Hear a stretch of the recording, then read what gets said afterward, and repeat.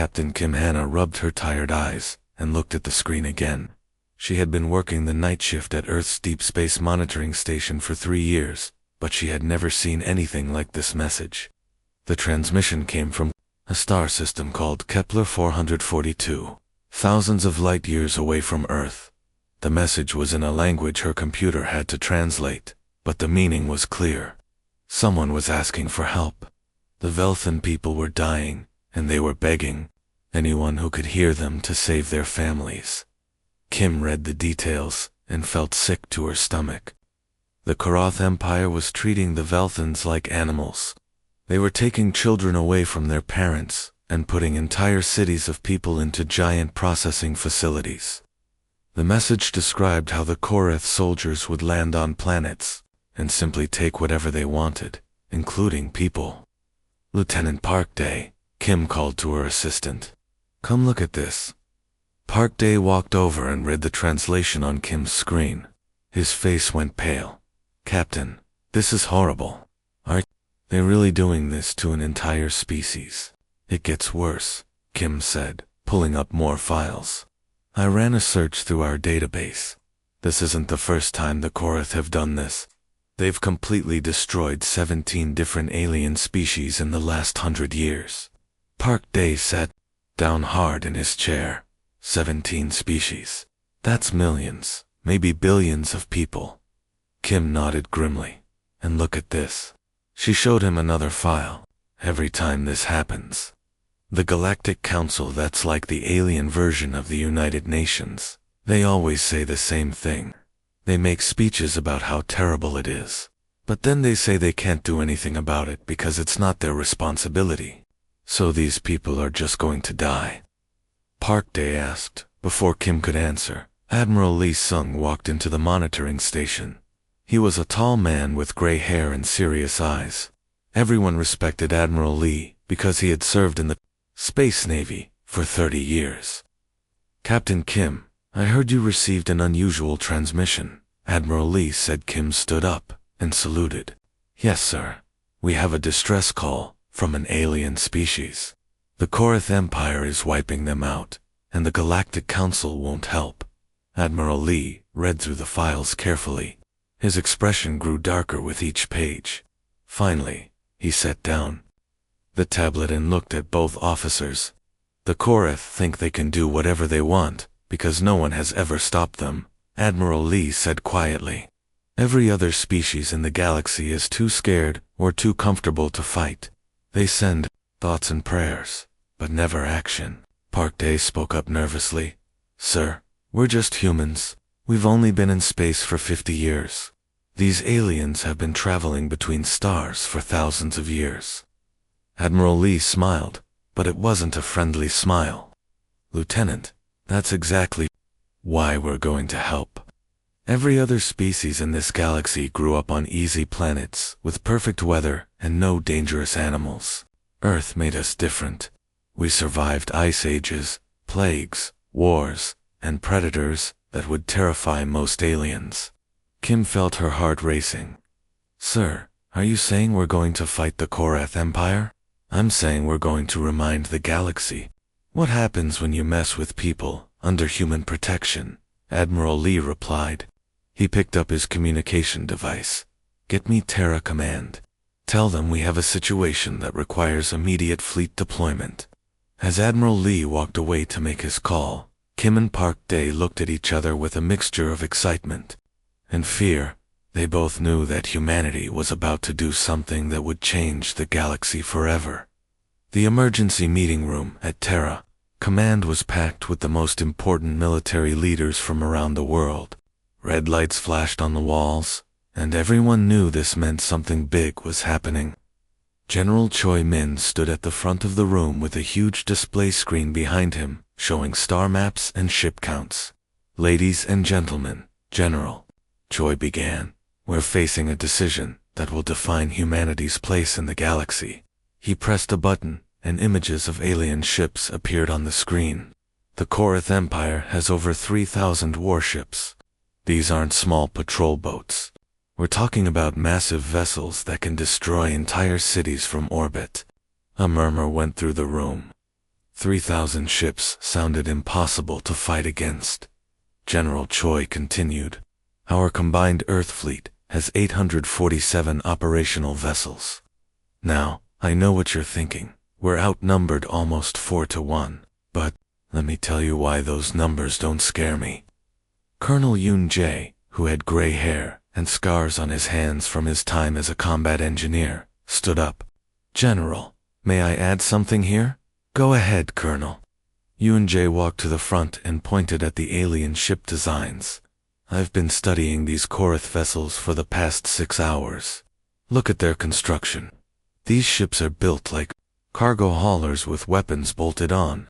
They're designed to intimidate defenseless planets and transport stolen resources. He gestured to another part of the screen showing human military ships. Now look at our vessels.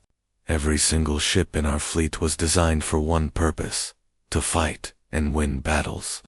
Our smallest destroyer carries more firepower than most alien cruisers. A Navy captain in the back raised her hand. But Colonel, they have experience fighting multiple species across the galaxy. We've never fought anyone except ourselves. Colonel Yoon Jae smiled grimly. Exactly. And that's why we're going to win. Admiral Lee Sung stood up from his chair. He was the most respected military leader in the room, and when he spoke, everyone listened. I want everyone to understand something about humanity, Admiral Lee said, his voice carrying across the silent room. Every other intelligent species in this galaxy evolved on what scientists call garden worlds. Perfect temperature, gentle weather, abundant food, no major predators. He walked over to a window, showing Earth in the distance. Earth is what we call a death world. Our planet has tried to kill us in every way possible. Ice ages that lasted thousands of years, diseases that wiped out entire continents, volcanoes, earthquakes, hurricanes, floods. And through all of that, we had to compete with animals that were bigger, faster, and stronger than us. The room was completely silent now. But here's the thing, Admiral Lee continued. We didn't just survive all of that, we conquered it. We turned our planet's hostility into our greatest strength. We learned to work together, to fight together, and to never give up no matter how bad things got. General Choi nodded. The aliens call us Deathworlders, and they mean it as an insult. But I think it's the greatest compliment anyone has ever given us. Admiral Lee returned to his position. The Korath Empire has spent centuries bullying peaceful species who don't know how to fight back. They've never faced an enemy that enjoys a good fight. Motion to deploy our full fleet strength to the Kepler 442 system. The vote was taken immediately. Every single person in the room raised their hand in favor. As the meeting ended, Colonel Yoon Jae whispered to General Choi, "Those Korath have no idea what they're about to face." The shipyards around Earth's moon had never been so busy. Captain Kong So-young stood on the bridge of her massive warship, the Inshan's Fury, watching through the giant windows as hundreds of ships moved into formation. It looked like a deadly dance as destroyers, cruisers, and battleships arranged themselves into attack groups. "I've been working these shipyards for 20 years, said Chief Engineer Bae-won, standing next to Captain Kang. "I've never seen anything like this. Every single ship we have is being deployed." Captain Kong nodded as she watched a group of sleek destroyers glide past their position. The politicians wanted to send a small task force. Admiral Lee convinced them that wouldn't be enough. "If we're going to fight the Korath Empire, we need to hit them with everything we have." Communications Officer Nam Jin looked up from his station. "Captain, I'm getting reports from all battle groups. The crews are reporting for duty faster than expected. We actually have more volunteers than we have positions for." "What do you mean?" Captain Kong asked. Namjin smiled. "Word got out about what the Korath are doing to the Velthan families. Retired veterans are coming out of retirement. Civilian pilots are requesting emergency military commissions. Even teenagers are lying about their ages to try to enlist." Captain Kong walked over to her weapons station where Lieutenant Commander Park Hyun-woo was running final checks on their armament. Status report on our firepower. All systems are green, Captain, Park replied. Our main kinetic bombardment system can punch through a moon.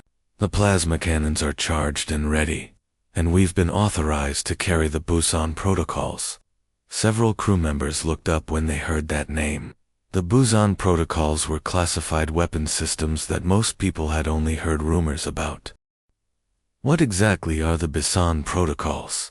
Asked Ensign Lee Ji-hai, who was new to the ship. Park looked at Captain Kong, who nodded permission to explain. They're weapons designed specifically for fighting enemies who don't follow the rules of war. Let's just say they make other species very uncomfortable when they find out what humans are capable of.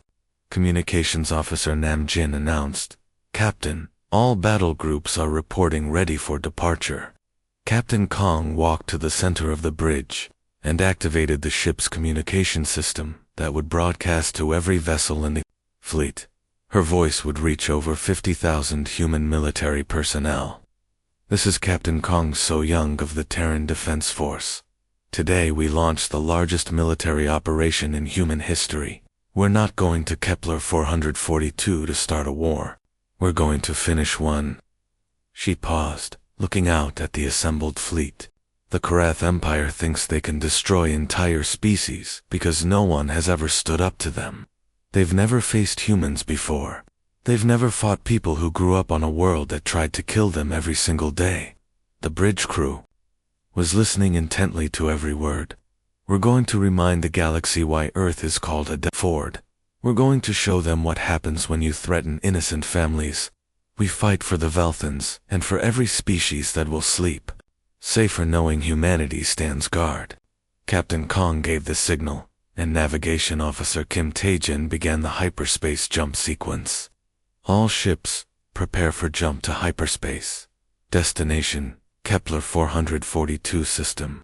The largest human armada in history disappeared into hyperspace, leaving behind only the distant glow of their engines. Earth's moon suddenly seemed very quiet, but everyone knew that in a few days, the galaxy would be a very different place. As the ships jumped away, Chief Engineer Bae-wan whispered, "Those Korath have no idea what's coming for them." The human fleet had been traveling through hyperspace for 3 days when their sensors detected something at the edge of the Kepler star system. Admiral Lee Sung stood on the bridge of his flagship, watching the tactical display as red dots appeared on the screen. "Sir, we're picking up 12 alien vessels," reported sensor operator Kim Dobbin. "They're positioned in a defensive formation around the system's outer planets." "Those must be Korath scout ships," said Intelligence Officer Yoon Mira, studying the data. "They're probably wondering who we are and why we're here." Admiral Lee nodded. "Put me on communication with those ships. Let's introduce ourselves." Before the Admiral could speak, the alien ships sent a message to the human fleet. The translation came through the ship's speakers in a cold, mechanical voice. "Unknown vessels, you have entered Korath territory. You will immediately surrender your ships and prepare to be boarded. Any resistance will result in your destruction and processing."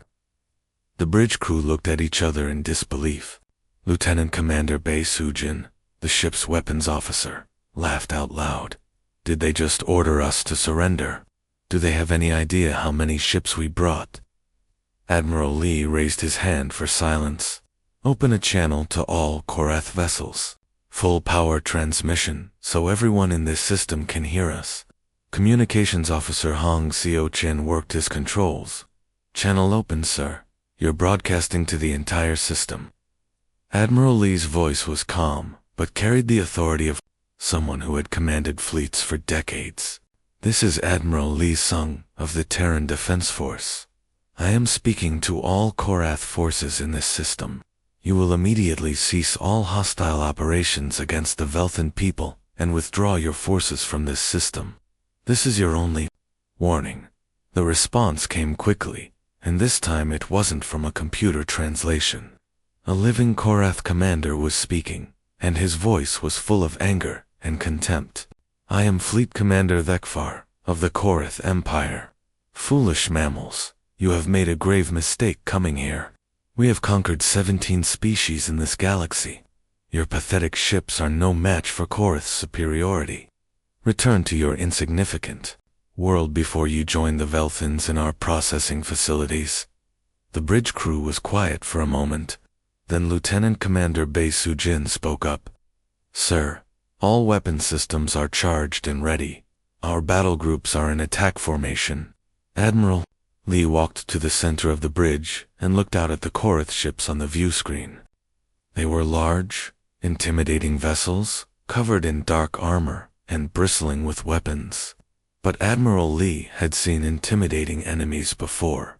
Fleet Commander Vekvar, Admiral Lee said into the communication system, "You've spent your career bullying peaceful species who don't know how to fight back. You've never faced humans before." He paused, letting his words sink in. "We come from a world that has been trying to kill us since the day we learned to walk. We survived ice ages, plagues, natural disasters, and predators that would give you nightmares. We didn't just survive, we conquered our planet and everything on it." The Korath commander's voice came back, now sounding less confident.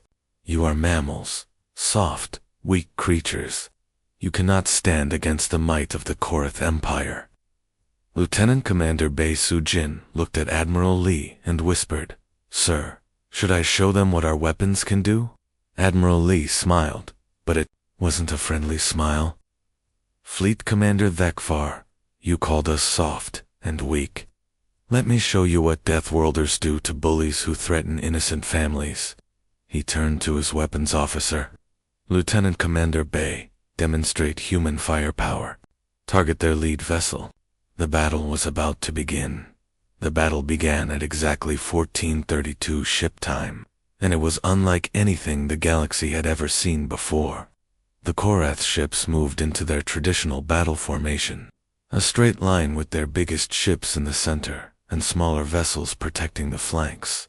It was the same formation they had used to conquer 17 different species, but the humans didn't line up to face them. Instead, Captain Kong Soyoung's destroyers spread out like wolves surrounding their prey. They moved fast, using their smaller size to dart in and out of weapons range, while the massive human dreadnoughts stayed back and provided covering fire. "What are they doing?" Fleet Commander Vekvar demanded from his command ship. "Why won't they face us in honorable combat?" On the human flagship, Tactical Officer Lee Hyun-sik was coordinating the attack. Battle Group Alpha, hit their left flank, and then retreat. Battle Group Beta, target their command ship's engines while they're distracted. The Korath had never seen anything like this. For thousands of years, every species they fought would line up their ships and face them directly. It was considered the honorable way to fight ship against ship, strength against strength. But humans had learned warfare from Earth's deadliest predators.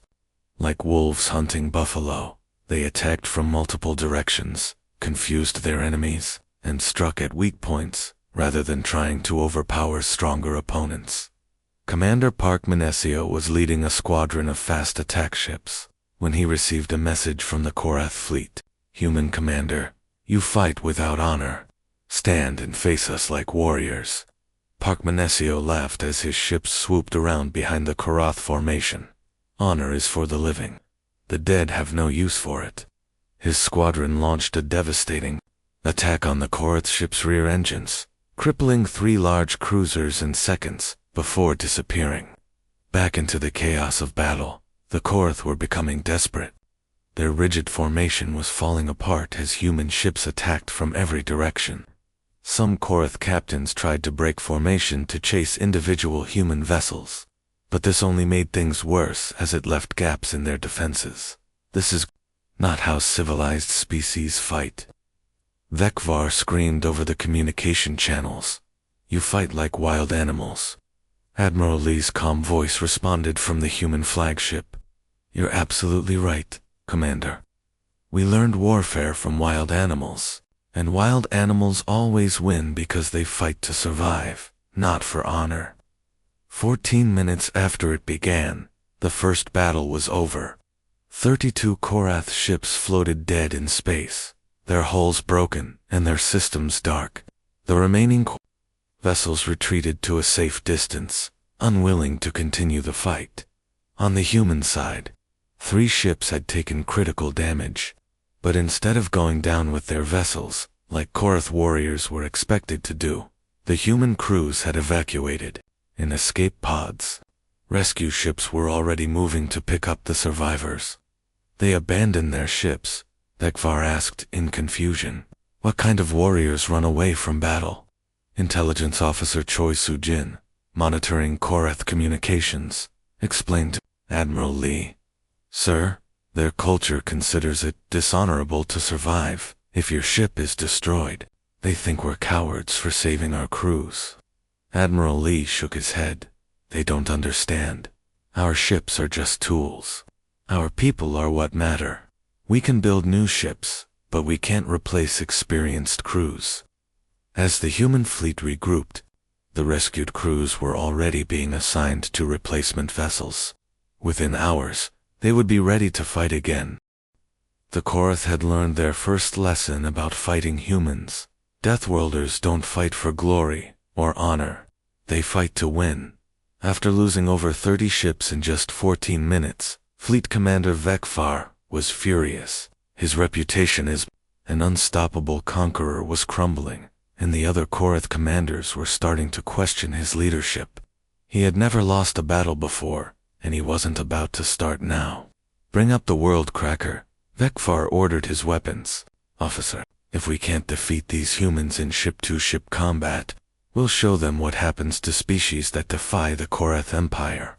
The World Cracker was a massive weapon that the Korath had used to destroy the home planets of dozens of species. It was a weapon of pure terror, a device that could literally crack a planet in half, killing every living thing on the surface in minutes.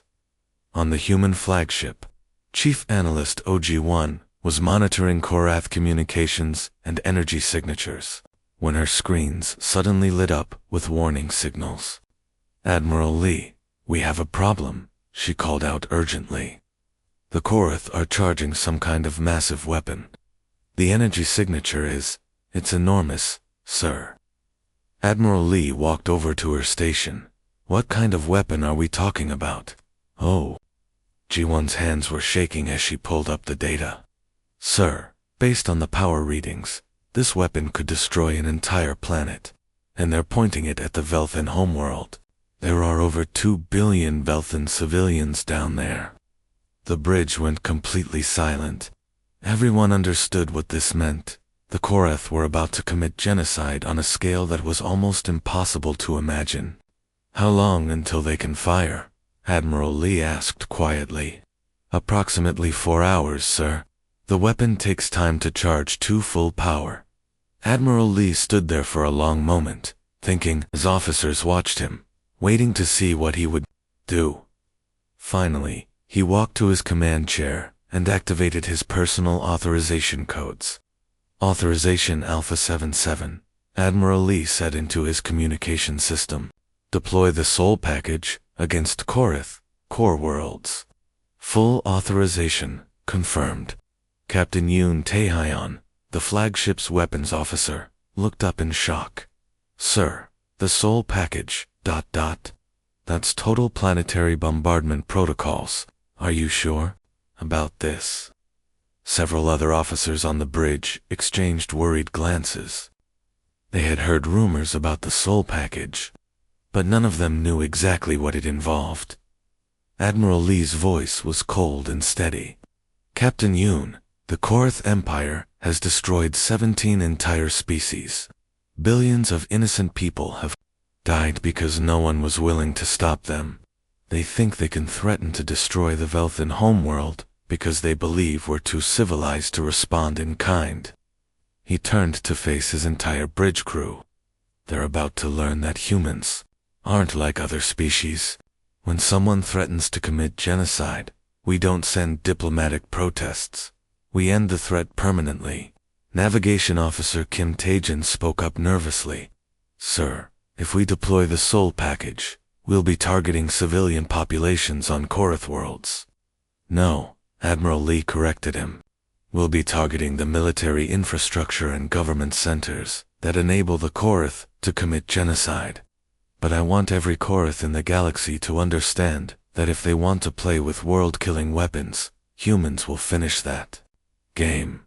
Captain Yoon Taehan began entering the authorization codes. Sir, Soul package deployment will begin in 30 minutes. Admiral Lee opened a communication channel to the entire Korath fleet. Fleet Commander Thekfar, you have one chance to power down that weapon and surrender. If you fire on the Velthan homeworld, we will show you how Deathworlders wage war. As the battle continued, the Korath began to realize they weren't just fighting another species. They were fighting something completely different from anything they had ever encountered. The humans didn't just attack their ships from the outside. They were actually boarding Korath vessels in the middle of space battles. Ship Commander Rekthar was commanding a Korath heavy cruiser when his sensors detected small human ships approaching his vessel. At first, he wasn't worried. Every civilized species in the galaxy fought the same way, ship against ship, using weapons to destroy enemies from a safe distance. But the humans were different. Their small ships attached themselves to his hull like parasites, and then something incredible happened. The humans cut through his ship's armor and entered his vessel while floating in the vacuum of space. How is this possible? Rekthar demanded, as emergency alarms blared throughout his ship. No species can survive in zero gravity without environmental suits.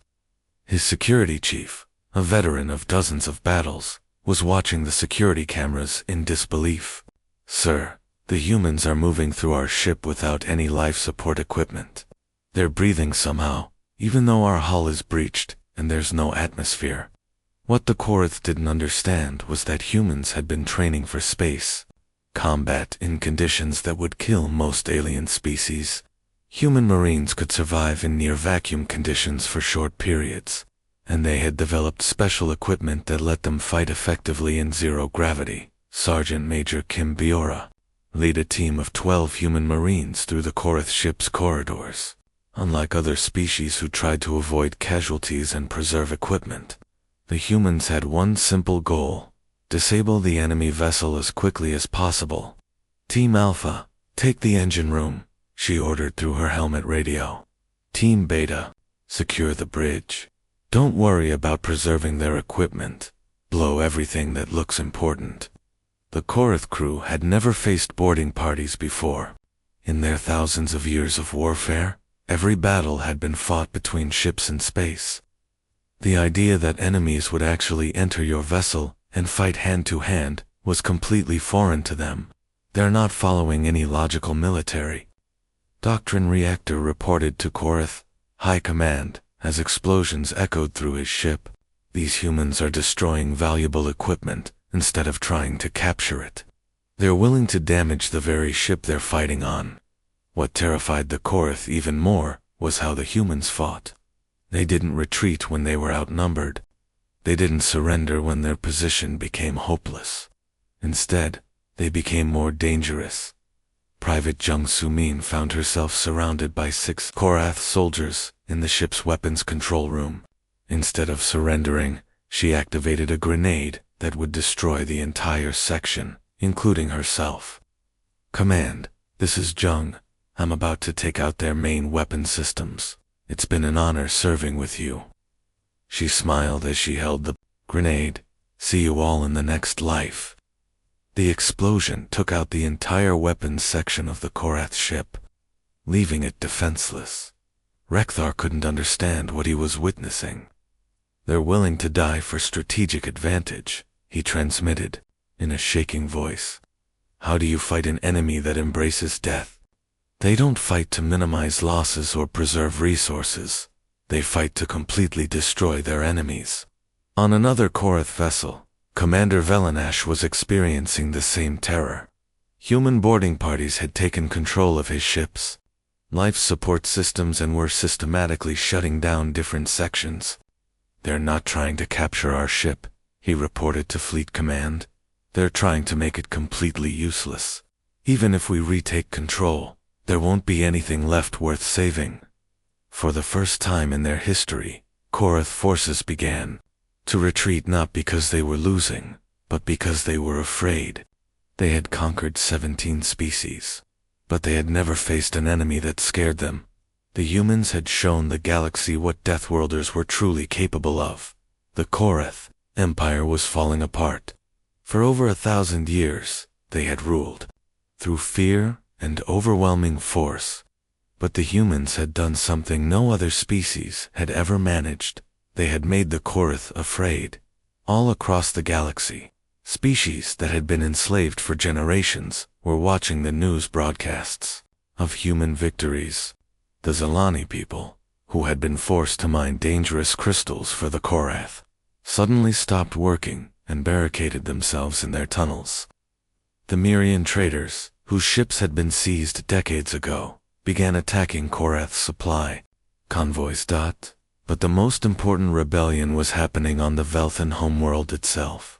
Veltar, the survivor, a Velthan who had escaped from a Korath processing facility, was leading a resistance movement that was providing crucial information to the human fleet. Captain Song, Haijin, were receiving another data burst from the Velthan resistance, reported Communications Officer Lee Junho aboard the human intelligence vessel. Captain Song reviewed the information on her screen. This is incredible. Veltar has mapped out every major Korath military base in this sector. Look at this: ammunition depots, fuel stations, command centers. With this intelligence, we can hit them where it really hurts. Meanwhile, Fleet Commander Ekvar was watching his empire crumble from his damaged flagship. Reports were coming in from across Korath territory: rebellions, supply shortages, and military units refusing orders. His once mighty fleet of 3,000 ships was now reduced to fewer than 200 vessels. "Sir, we're receiving reports that the Ninth Fleet has mutinied," his aide reported nervously. "They're saying they refuse to fight the humans anymore." Vekvar slammed his fist on his command console. "Cowards! The entire galaxy has gone mad." He stood up and walked to the view screen, staring out at his remaining ships. "These humans have destroyed everything we built in less than 2 weeks. His tactical officer, Commander Zechtel, approached cautiously. "Sir, perhaps we should consider negotiating a surrender. The humans have shown they're willing to accept the surrender of individual ships." "Never," Vekvar roared. "The Korath Empire does not surrender to mammals." He turned to his navigation officer. "Plot a course for the Sol system. If these Deathworlders want to play war, I'll show them what happens when you threaten the Korath Empire." "Sir, we only have 178 operational ships left," his tactical officer protested. "The humans have their entire home system defended." Vekvar's eyes were wild with desperation. "Then we'll die as warriors. At least when the other species hear that we attacked Earth itself, they'll remember that the Korath went out fighting." Back in the Kepler system, Admiral Lee was reviewing battle reports when Captain Song Haijin contacted him with urgent news.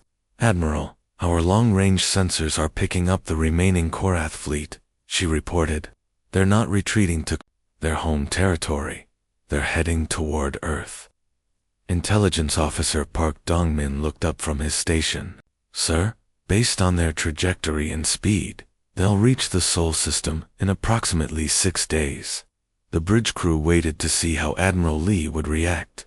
Some expected him to be concerned.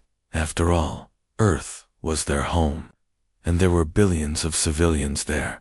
Instead, Admiral Lee smiled. It wasn't a happy smile. It was the smile of a predator who had just found his prey walking into a trap. "Captain Song, send a message to Earth Defense Command. Tell them to activate all defensive systems, but not to engage until the Korath fleet is fully committed." "Sir, shouldn't we rush back to defend Earth?" asked Navigation Officer Kim Taejan. Admiral Lee shook his head. "Fleet Commander Vekvar is about to learn the most important lesson about Deathworlders. We're most dangerous when we're defending our home. Earth isn't just our planet, it's our fortress. And we've been preparing for this kind of attack since the day we first reached space. He turned to his communications officer. Send word to all human forces. We're going home to show the galaxy what happens when someone is foolish enough to attack a death world. Fleet Commander Dekvar felt confident as his remaining 178 ships dropped out of hyperspace at the edge of Earth's solar system. He expected to find a lightly defended world, with maybe a few patrol ships guarding it. After all, the humans had sent their entire fleet to fight in the Kepler system. Finally, Vekvar said to his bridge crew, "We'll show these mammals what happens when they interfere with the Korath Empire. Target their homeworld and prepare for planetary bombardment." But as his sensors began scanning the Sol system, something was very wrong. Instead of finding a defenseless planet, his tactical displays were lighting up with thousands of contacts. "Sir, I'm reading massive energy signatures throughout the system," his sensor operator reported nervously. "There are weapon platforms hidden in the asteroid belt, defensive stations around their moon, and, sir, there are automated defense systems everywhere." On Earth's moon, Defense Coordinator Lim Sung-ho was watching the Korath fleet approach on his tactical display. He had been waiting for this moment his entire career. "All defensive systems, this is Luna Command. Enemy fleet has entered the Sol system. Activate all protocols." Suddenly, the space around Earth came alive. Weapon platforms that had been disguised as asteroids powered up their systems. Hidden missile batteries emerged from craters on the moon's surface. Orbital defense stations that had been floating silently in space began targeting the Korath ships. "What is this?" Vekvar screamed, as his ships came under attack from every direction. Where did all these weapons come from? What the Korath didn't understand was that humans had never felt safe, even in their own solar system. From the moment they developed space travel, they had been building defenses. Every asteroid had been hollowed out and turned into a weapon platform. The moon's surface was covered with hidden military installations. Even Earth's space stations were actually disguised battleships. Lieutenant Colonel Han Min-young was commanding one of the automated defense platforms when she spoke to her crew. "Remember, these are the same aliens who were going to destroy the Velthan homeworld. Show them what happens when someone threatens Earth." The battle was unlike anything the galaxy had ever seen. The Korath found themselves fighting not just ships, but an entire solar system that had been turned into a fortress. Every piece of space debris seemed to have weapons hidden inside it. Every moon and asteroid was shooting at them. Vekvar's flagship was taking heavy damage when he made a desperate transmission to the human defenders. "We surrender. We surrender.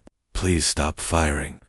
But the response came from Admiral Lee, who had just arrived with the main human fleet. "Fleet Commander Dekvar, you came to our home system to commit genocide. Surrender is no longer an option." The final battle lasted exactly 6 hours. When it was over, no Korath vessel remained intact. The once mighty Korath Empire had been completely destroyed. 3 months later, representatives from across the galaxy gathered for an emergency session of the Galactic Council. For the first time in galactic history, they were going to officially recognize a new species as a guardian. Species, a designation that had never been used before. Ambassador Kim Ju-young stood before the assembled representatives. She was a small woman, but her presence filled the enormous chamber. The same species that had ignored the Velthan pleas for help were now hanging on her every word. "The Galactic Council has asked humanity to accept the designation of Guardian Species," Ambassador Kim said calmly. "This means we would be responsible for protecting smaller species from threats like the Korath Empire." She paused and looked around the chamber at all the alien representatives, who had done nothing while the Korath committed genocide. "We didn't ask for this responsibility, but we'll bear it. No species under human protection will ever face extinction, while humanity draws breath." The chamber was completely silent. Everyone understood what this meant. The galaxy now had protectors who were willing to fight and die to defend innocent people. As Ambassador Kim left the chamber, she was approached by Veltar, the survivor, who had become the new leader of the Velthan people. "Thank you," Veltar said simply. "You saved our entire species." Ambassador Kim smiled. "That's what Deathworlders do. We don't just answer calls for help. We make sure those calls never need to be made again." The galaxy had learned a fundamental truth that would shape interstellar relations forever. Never threaten anyone under human protection. Because humans don't fight wars, they end them.